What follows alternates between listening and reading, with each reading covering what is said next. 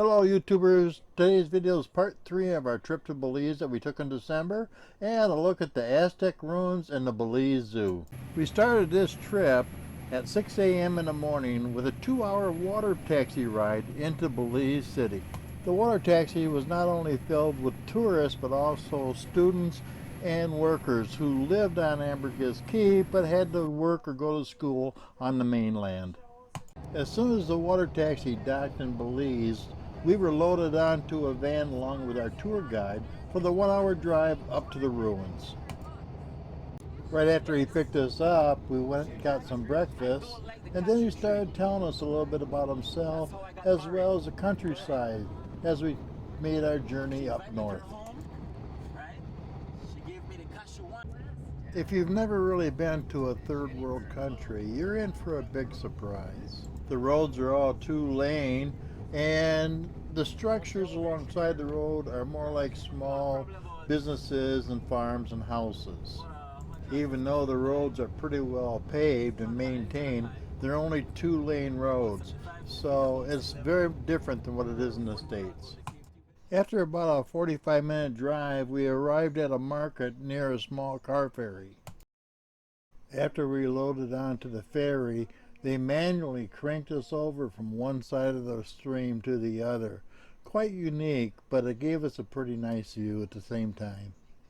After we got on the other side, we drove up a little narrow road for the last 15 minutes until we got to the park where they had the Aztec ruins. Just before we got to the Ruins Welcome Center, we had picked up one of the rangers who lives in the area and is an expert on the Aztec ruins. You'll be hearing his voice during some of the key points of the tour.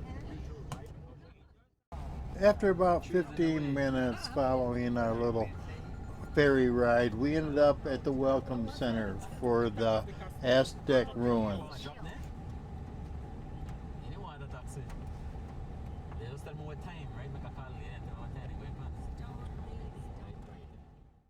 After we got parked, we had a little instruction period as far as what we should do and shouldn't do. Got some bug spray, water, restroom break, and then we started our little walk up to the ruins. The ranger seems to be a little bit hard to understand sometimes, but what he's showing us right now is a reviewing stand that was built by the Aztecs. Yes, that name was given to the ruin by the modern inhabitants of that village that we come up. Here, the ancient Maya at Chenante, they cut limestone block from nearby quarry to construct this building that we see here. This building was constructed around the late classic period, folks, around 700 AD, as a throne room. Throne room. So according to archaeologists, the building only could be 8 feet high due to the type of architecture that the Maya built. The Maya built corbel arch or vaulted roof. That is the reason why these buildings are not wide. They are narrow. They could have built them longer, but not wider, because these arch are not as strong as a true arch and cannot span wide for this reason.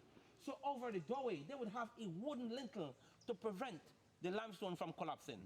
A wooden what? A wooden lintel. They would have a wooden lintel. Or arch. Like a Okay, mantle. Yeah. now 3 doorway going to 5 rooms. They also have some armrests. Those armrests were built from other elevated bench. Now, this throne room constructed at the periphery of Group A, distant away from where the elites live. At Cahalpech, the throne room constructed inside the palace area.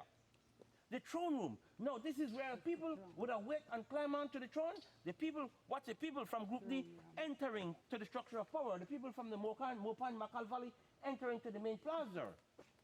Now, this building would stick with a stuvmatic paint. It was decorated with a stuvmatic paint. They would take the same limestone, burn them, use them to make a lime mortar, bung them, stick them together as stuvmatic paint, so the building was decorated red. The red, that color red, come from the cotton bag, the conchil bag, or the anato seed. Folks, throne room. Now, over those benches will be covered with the cotton from the saiba.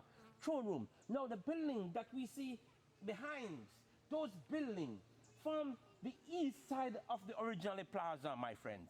Now, what happened, folks? According to the archaeologists, the sun did not align with the southern edge of that building. So those buildings are not precisely as an E group. These buildings found throughout the Belize River Valley, Their position as an E group here at Shanantonich, folks. Yes, E group making the sunrise on the solstice on the equinox. Okay. Solstice and equinox, folks. Equinox. So those buildings are associated with the ruler, the barcode, and the underworld. The ruler, the barcode, and the underworld. When they excavate these buildings, what they found out is late classic construction material underneath them, folks. Of relatively dry lid fail, folks. There are also temple shrine for the elites, folks. Let's make a way. After seeing the reviewing stand, we made our way up a path and some steps to the main courtyard. This is a good place where we can do some real exploring of the ruins. Okay, folks. I apologize for the background noise, but what you hear is weed whackers being run by workers who are doing some trimming around the ruins. According to archaeology, the first thing when they come to a site was to understand Maya political and to identify the ruler palace. So when the archaeologists get here and they excavate that building, they found that to the top was where the ruler used to live, but to the bottom was where the ruler conducted ritual, private or semi-private, either by the ruler or his close associates. What happened? He dismantled the stairs that you see there. He built another stairs into one of the constructions that were added to that upper building. Right? Now, that's when he walked to his building, when he got to his palace, no one see him. No one see him, folks. According to archaeologists, a classic Mayan palace is more beautiful than a city. Now, to the bottom, when that building gets abandoned, 750 to 775 AD, the Maya tore down the walls. What they found out, 3 doorways going to 5 rooms. What they found is that graffiti where someone sitting down playing a drum. Now, behind that structure, they also found a causeway that's linking to Acton Khan. That's because the ruler who lived on top looked over the political of Acton Khan. See? The ruler who lived up there looked over the political of Acton Khan. That Sakbe is a white road, my friend. Sak means white and Beme road. Those roads were then manifestation of power to the elites. To the elites, my friend. To the top would have a stone roof, carbon arch, or vaulted roof. Now at Kopan, the 16th ruler lived near his temple. At Kahalpet, the ruler lived near his temple. Folks, here at Kahalpet, at Sonantani, we see where the ruler has to came off his palace, go into his temple. Now, less than a century after this palace was constructed, the building didn't get abandoned. But the line between Narango and Sonantani declined around 744 to 750 AD.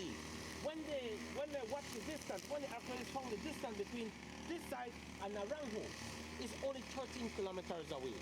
13 kilometers away, folks. Folks, the building that we see there were excavated in 1993 by a place. They found out that it has doorway facing, 3 facing east, 3 facing west, 1 to the south, 1 to the north. They cover it back because they didn't have money to do restoration projects. This one was excavated in 2003 and they found out it had the same doorway. They covered it back to preserve it. Now this is a palace area, but this palace area is a more smaller version palace that connected to a more powerful kingdom, Naranjo, my friend. The one at Kahalpet, Buena Vista del Cayo, El Pilar and Peking Park is a more bigger palace area. These palace area coming all the way from Palenque, Copan, Naranjo to Cal. See? The throne room coming all the way from Palenque, Copan, to Cal, Naranjo, and here at San Antonio. That's where the influence comes from, folks. Throne room. Now, what they found, where you see that gentleman, is a causeway linking to 3 structures. Those structures linking to 3 structures behind, those structures also serve as a food preparation area, where they make food for court, fest, and ritual activities, where they make food for the elite, and the elite will act to national food. So that's where they brought in the food. They also found, after this palace will get abandoned, a second people came to live into the plaza, never using that building, but they continue using the kitchen area. Right? They build their pool on top. So this is the palace area. Show that the height of San Antonich civilization here. Only the elite live here and the ruling extended family live into this building here. See? Now the next few shots are pictures that we took while we were climbing the top of this temple. And I have to say, this is probably one of the freakiest, scariest things I've ever done. And I'm not really afraid of heights. What made things kind of tricky is that there was a little bit of a mist coming down, and also there's very few railings. The steps also vary in height and width.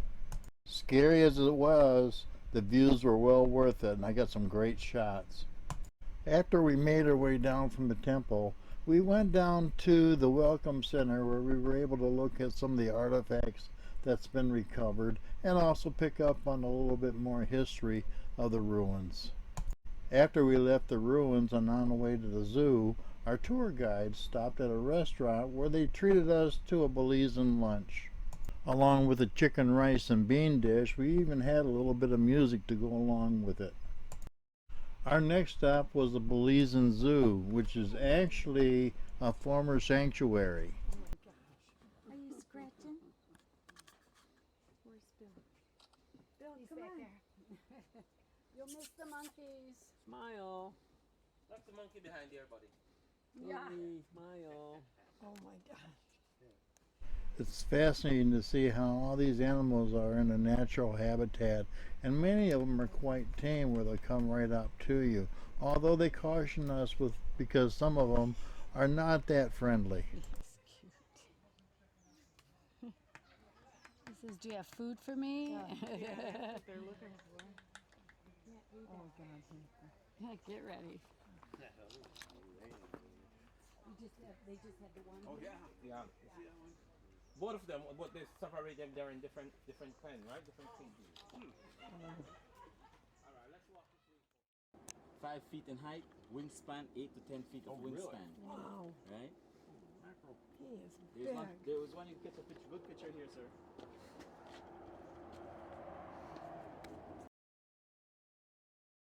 It reminds me of Chester I'm on the not a lover, bench. but I don't like them to do that, so I'm just saying that's the reason why people like use them for coats.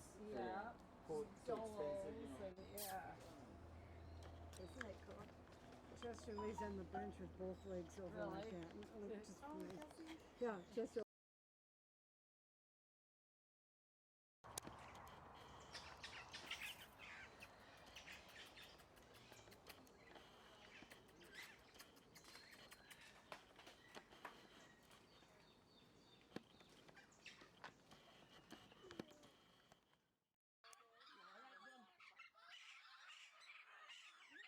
I know my pictures or video doesn't do the zoo justice. However, it's well worth a trip. One thing I did recommend is that if you've got a camera with multiple lenses or interchangeable lenses, make sure you have a zoom lens attached to your camera, because without it you'll mix a lot of good shots and a lot of good sights.